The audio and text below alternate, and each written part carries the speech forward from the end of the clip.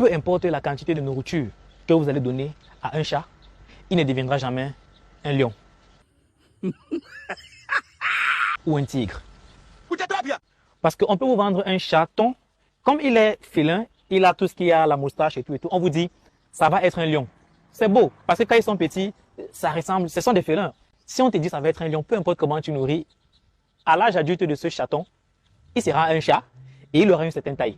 Il ne pourra jamais dépasser cette taille-là. Peu importe la quantité de nourriture que vous allez lui donner. Bravo. Quand vous voyez ces chiens que nous postons souvent, qui sont assez costauds, c'est parce qu'ils sont génétiquement programmés pour être assez costauds. Ah bon? Ah bon?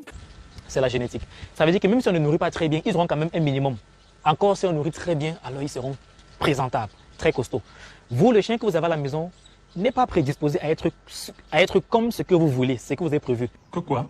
Au moment où vous avez acheté le chiot, on vous a peut-être dit que ça sera un Rottweiler, ça sera un Bois-Boule. Et on vous a montré la photo d'un Rottweiler à l'âge adulte, d'un Can Corso à l'âge adulte. Et on vous a dit, regardez le chiot. Vous avez vu le chiot, justement, le chiot était noir, ou il était marron, ou il était tigré. Regarde ce chien, il sera comme ça, il te montre une photo. À l'âge adulte, il sera comme ça. Tu nourris fatigué, tu dépenses autant d'argent et tu es découragé.